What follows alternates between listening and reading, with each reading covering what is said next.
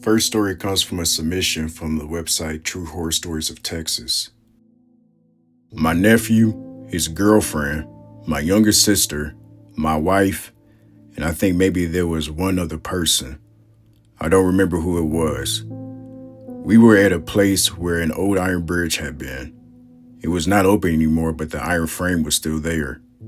It was over the Trinity River in North Texas, just north of Denton, Texas. We were all sitting around in the back of my nephew's truck, and we were drinking cold beer and smoking a little bit of something. After a few hours, we noticed that something or someone was moving around and around us, just out of our sight. It was dark, and all we had was the light of my nephew's truck. Whatever it was kept circling us for what seemed like hours, but it was probably only a couple of minutes.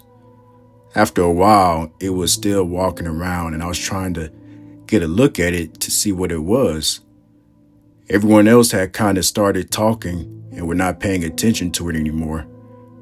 I heard it was right in front of me as I was sitting on a tailgate. I heard a low growling noise, and then I saw two bright red lights in the woods about 25 feet from me. I pointed them out to the other people, and they looked up, and this thing let out a really loud roar.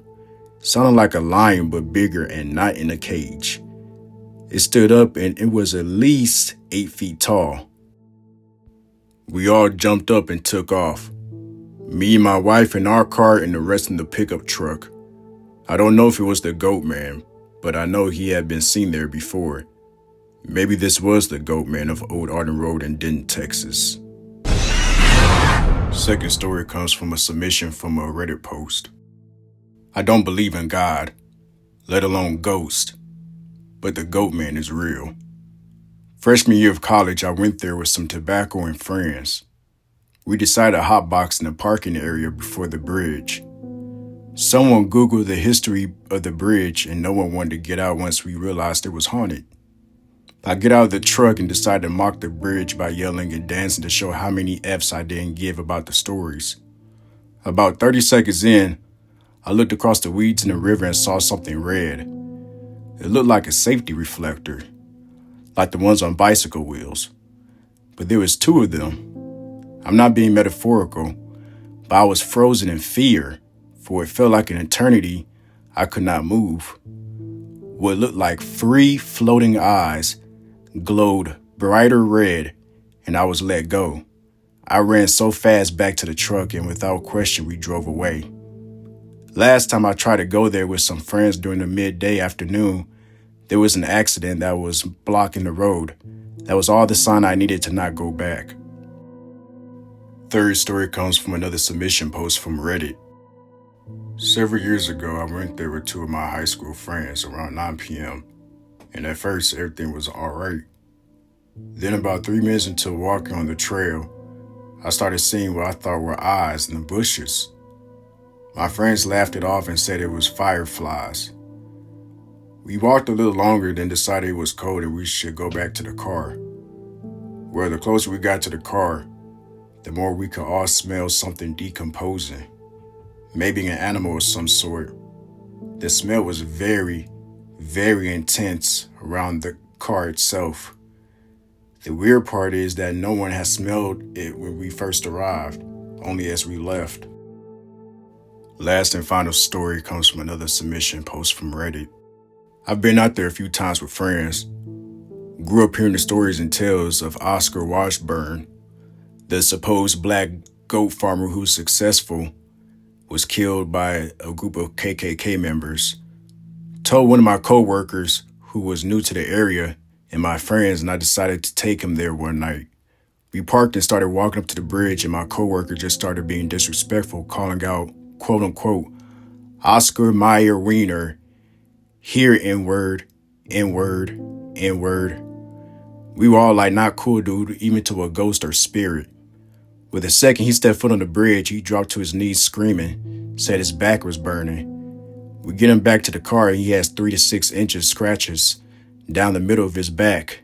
Dude was close to 300 pounds. No way in hell he could get his arms back there to do it himself. So we calmed him down and decided to leave. A few months later, I learned that a lot of people who have had demonic encounters will get 3 scratch marks. Haven't been back since. There is something in the woods, whether it be spirit or demonic. Also, another time before this, my friends and I decided we were going to go out there to sit on the bridge and drink. We kept hearing a woman screaming and wailing, but couldn't exactly pinpoint where the sound was coming from. There had always been stories of occultists and devil worshippers doing rituals and sacrifices out there. We decided we didn't want to be a part of that and left. We did call the cops to tell them what we had heard in case someone or something was being harmed. Never heard anything about it. Don't know if they ever went to check it out or just passed it off as a prank call. And that's all the stories I have for this upload. Now, my theories surrounding the bridge, from people hearing hooves, seeing hoof footprints near the bridge, from seeing people in cloaks or robes, people hearing chantings in the woods, different type of occultic activities being seen, even from police confirming of different animal and human sacrifices being done out there. I believe there's some evil, wicked people that's actually conjuring this satanic horned beast, through portals, and that's able to manifest it in the physical realm. So that's what I believe this thing is. I believe this thing is demonic, and I do believe if you're a born again believer, maybe if you're not all the way supposedly too, even if you have a little faith, I do believe these things can be rebuked in the name of Jesus Christ. Many people don't know this, and I haven't heard this on any other channel, but after doing research, I've realized just less than 7 miles from Goatman's Bridge, there is a Masonic Lodge temple out there in Denton.